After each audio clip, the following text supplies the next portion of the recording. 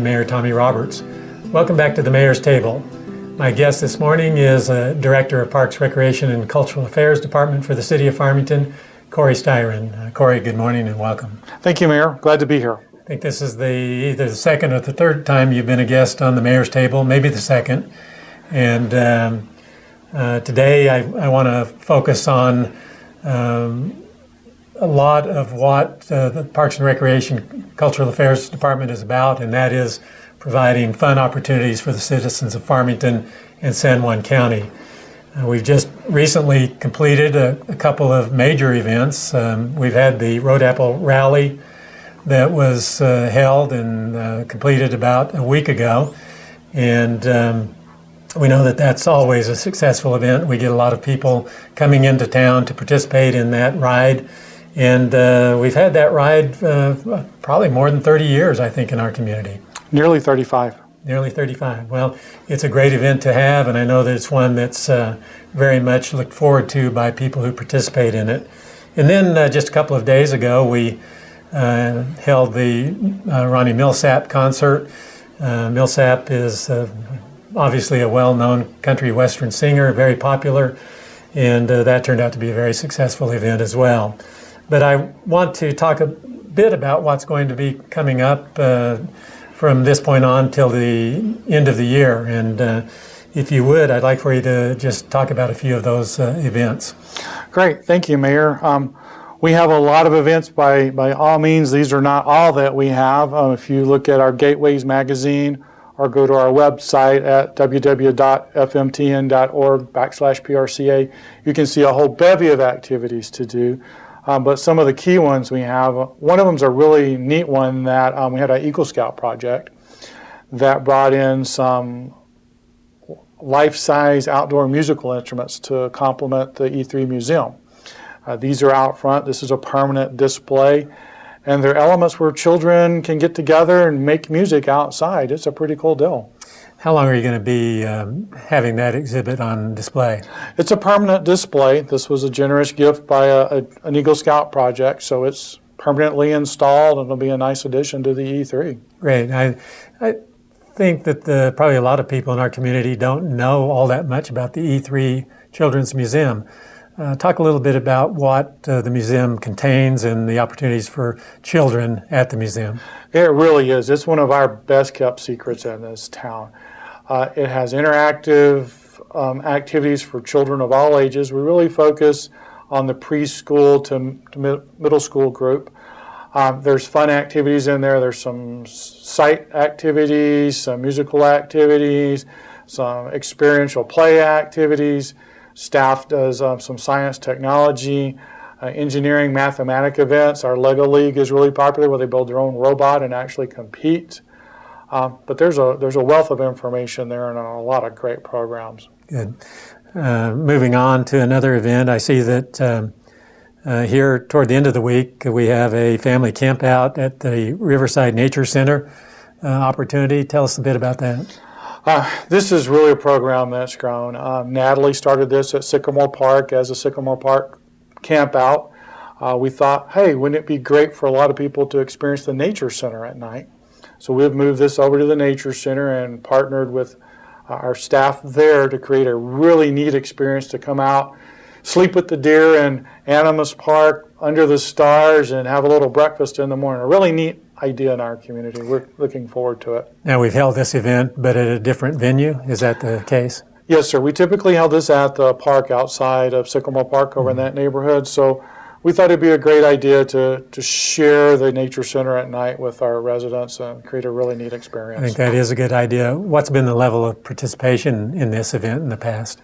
Typically we have between 10 and 25 campers, depending on the weather we hold it. We're hoping that this will at least double or triple our participation, because I think there's a whole lot of our community that would just love to spend the night in the Nature Center. Yeah. And I see that we later on in October, near the end of the month, we have a dance concert that I think was going to be a lot of fun, and people will be very interested in that concert. Tell us about it.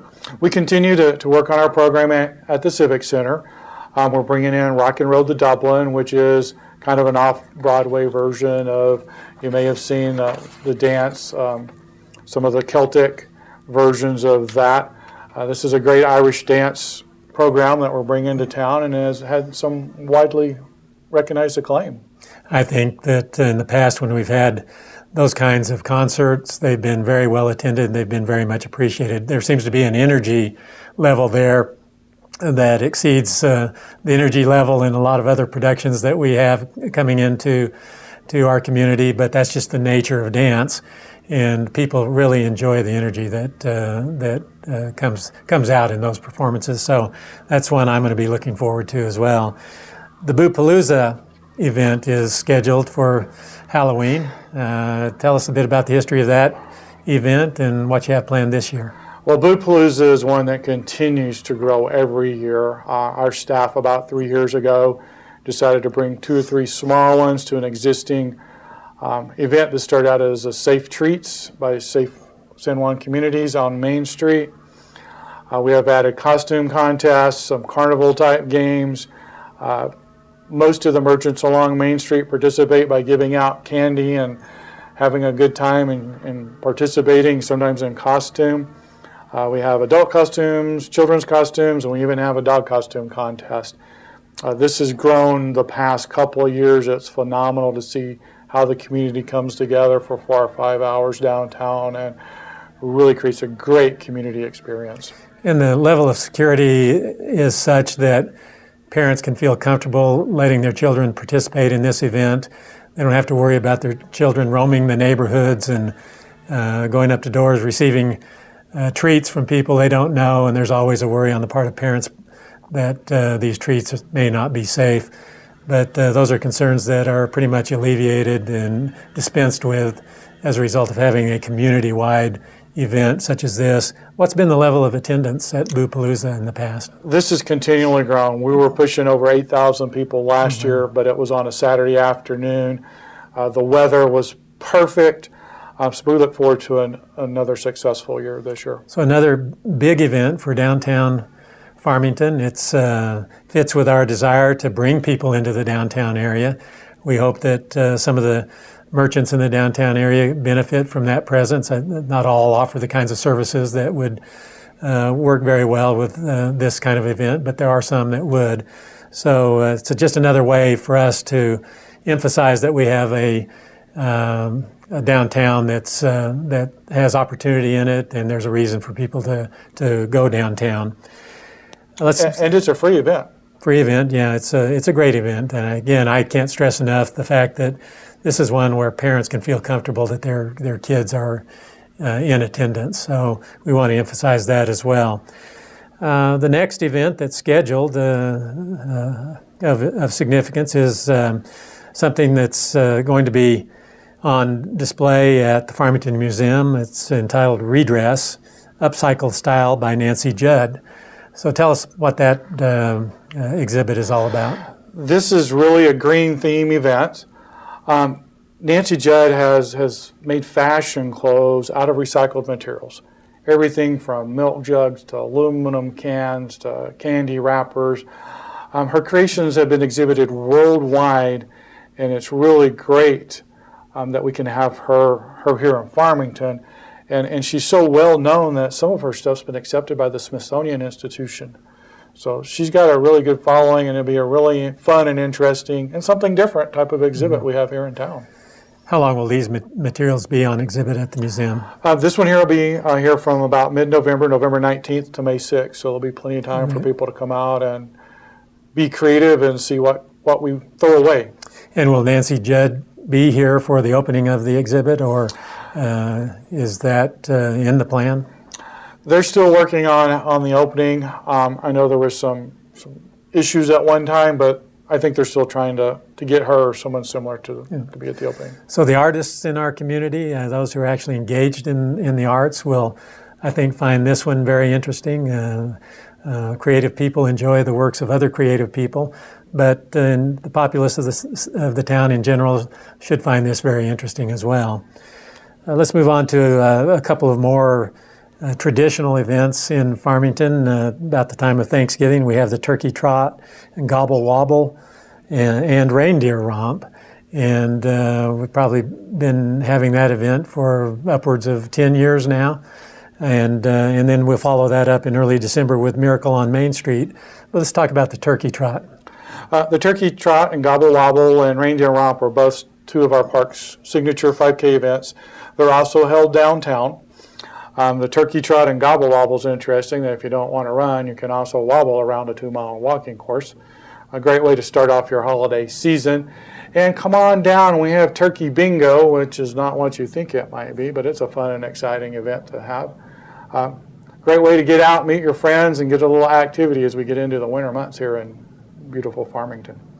Has the participation in that event leveled off a bit, or are we still finding that we're increasing the level of participation with that walk-run event? It's been pretty steady for the past couple of years. We have a group of diehard runners in our community that come out. We're hoping to do a few things this year to maybe add a little spice and get a few more people out.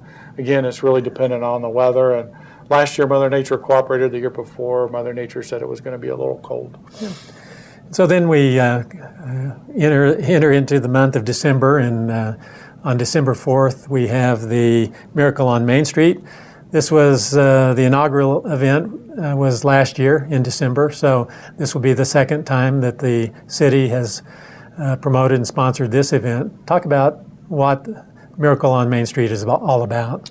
Well, the general idea is to come downtown, have a great celebration, and it's kind of the celebration capstone of kicking off the holiday season.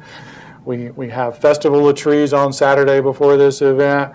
We have the lighting of the luminarias up at the college on Friday night. We have River Glow on Thursday night. We just have such a great entrance to our holiday season. Wednesday nights, the Chamber of Commerce Parade. So we're trying to capitalize on this with a great celebration downtown with some existing elements that last through the season. Our big signature event last year are two elements where we've got a 16-foot snow globe that you can come down and have a family portrait made in. That was hugely successful. And we started out with a small sheet of synthetic ice that received rave reviews. It was open throughout the holiday season. And we're going to bring that back, and we're going to double down, and we're going to make it twice the size. So we've got 3,000 square feet of synthetic ice we're going to bring back in this year. Right. Well, Corey, I've heard you describe your department as the Department of Fun, and I think that's an apt way to refer to the Parks and Recreation and Cultural Affairs Department in Farmington. This is really just a sampling of the kinds of things that your department manages and puts on during the course of a year, and I think there are probably other events that we haven't mentioned that will be occurring in the last 3 or 4 months of the year. Would you like to plug your website again and your pamphlet that describes all of these events? Sure. We send this out once about every quarter. It's our Gateways magazine. We send it to all the homes in Farmington. You can find out swimming lessons, other enrichment activities, what's going on at the Senior Center, Sycamore Park, more fun stuff at E3. Or if you're a new tech, you can go to the City of Farmington website at www.fmtn.org/PRCA. The catalog's online. You can register for classes directly there. Just get out and have fun. Corey, I want to thank you for being with us again this morning, and we appreciate the job that you do in managing this department that really covers a lot of area and sponsors and manages a tremendous number of events and projects in the city of Farmington that make Farmington a better place in which to live, work, and play. So thanks for the good work that you do.